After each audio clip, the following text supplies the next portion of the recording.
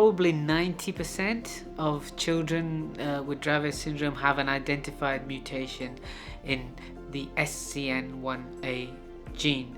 Now, it may be that many of the other 10% also have a change in that gene, but we can't quite detect it yet. So I think there's a very small proportion who have changes in other genes that present exactly like Dravet syndrome in terms of the seizure types and the age of onset. But I think we have to think of probably the conditions where it's not linked to SCN1A as probably a different condition. So as we move forwards, we're really going to be thinking about Dravet syndrome associated with SCN1A. And then we may think of a Dravet-like condition which may be associated with other conditions. And the reason why that's important is that if we develop gene therapies, then they will have to be specific for a particular gene. So you will need different treatments depending on what the underlying genetic cause is.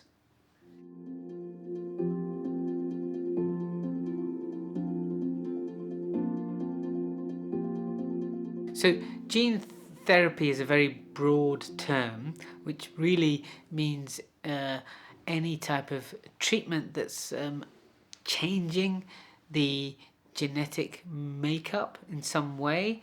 Now, this may be by altering the gene itself. It may be by increasing the function of a normal gene. It may be by inserting a new gene. There are many types of gene therapy. But we're currently at the cutting edge of gene therapy technology. So it is coming in to therapies in child neurology. So we've seen it in quite a lot of muscle diseases, and in some children it's transformative. So we've had children in muscle diseases who would have died in early infancy, and now, because of progressive weakness, now they're living and they're even walking. So it's coming into our practice, and I think this is something we're going to see in epilepsy in the next few years. There are prospects for gene therapy trials in humans, maybe even in 2020 or 2021.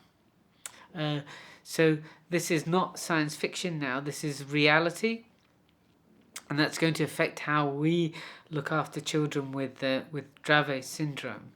And it's also going to mean that it's really important that we diagnose children with Dravet syndrome very early, and also that we think really carefully about which children are going to move forward for gene therapy.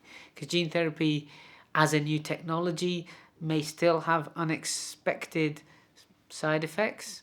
There may be things that we never thought would happen as a consequence of gene therapy. So it is a new field, but really very exciting for Dravet syndrome. The reason gene therapy is exciting is that a lot of the drugs that we have are becoming increasingly good at controlling the epileptic seizures, but unfortunately we're still seeing the significant problems with learning, behavior and movement in many of the children with Dravet syndrome, even if they've got controlled seizures.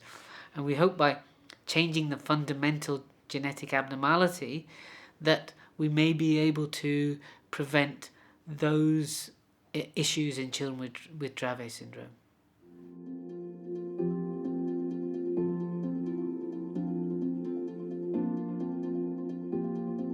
There are lots of reasons how genetic testing and understanding the genetic causes can help. For one thing, once you have a genetic diagnosis, it stops doctors doing additional tests and investigations, sometimes which can be invasive or require anesthetics. So it saves the child invasive investigations. It also helps the family in that they understand the cause. And many families, particularly if they've got a child with a really difficult condition presenting in early infancy, are searching for a cause. And it's a real frustration and a difficult psychological burden for families if they don't know the cause of the epilepsy. But once you have the cause, it's almost like the families can move on. And many families have said this to me in the past, that they feel, well, now we know the cause, now we think, well, how can we tackle this? We don't have uncertainties.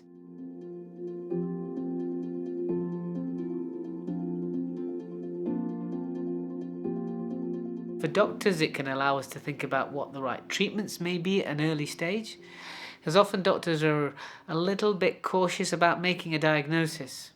So sometimes they don't even think about it, or they may suspect it, but once they have the gene test, and certain types of gene tests, we can be quite confident with a clinical picture that this child is going to have a significant epilepsy and is going to have Dravet syndrome.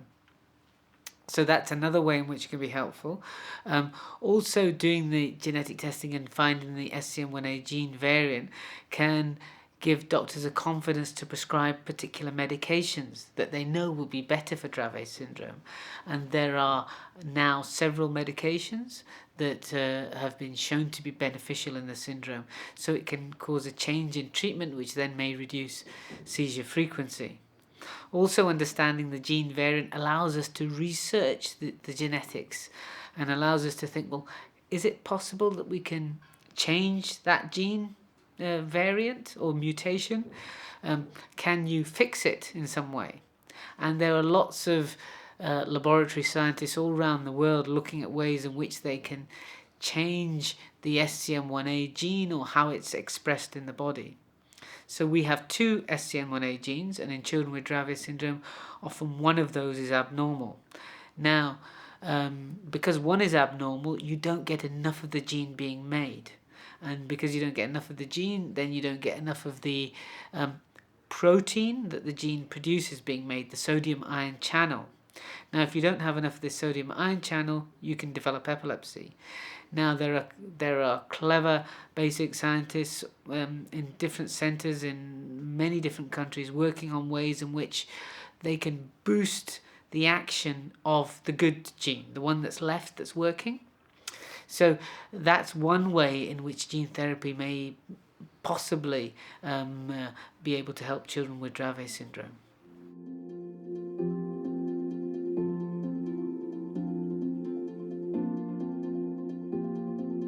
The tests are increasingly reliable. So typically the test is done from a blood sample, but I think nowadays you can get DNA from just a cheek swab or a saliva sample. But most children, in order to get enough DNA now, we still do ask for a blood test. So that gets sent to a lab. Now those labs are in most countries what we call accredited, so so the labs have to go through their own tests to make sure that that what they're doing is reliable. And what they do is they look at the genetic code and they look to see whether there's a change in the genetic code, particularly in the SCN1A gene. Now, you can these days send a test for just one gene, but more commonly a test is now sent for a whole panel of epilepsy genes. And there are new techniques called next generation sequencing that allow you to test lots of genes at the one time, and also allow you to test the genes in more detail than we could in the past. So the tests are very reliable. The tests would come back to your doctor, and then if they're positive, then your doctor would typically then ask a geneticist to help interpret those tests. And I think the best way of seeing a child with a genetic epilepsy is for the doctor who's looking after the epilepsy to do a joint clinic with one of the genetics doctors. And then they can together explain the medical part, the treatments, the nature of the condition, and also the nature of the genetic change and what that means.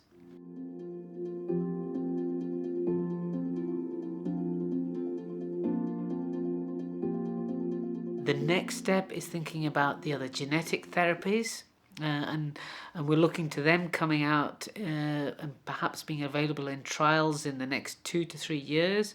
And I'm really excited about the gene therapy trials because I've seen how gene therapy can be transformative in other fields of child neurology, particularly muscle diseases. And I'm hopeful that that will be the same for many of the genetic types of epilepsies. So I think we're getting much better at controlling seizures in children with Dravet syndrome, but what I really want to see is the learning disability, the behavior problems, all those other issues being improved as well. And I think gene therapy gives us that prospect.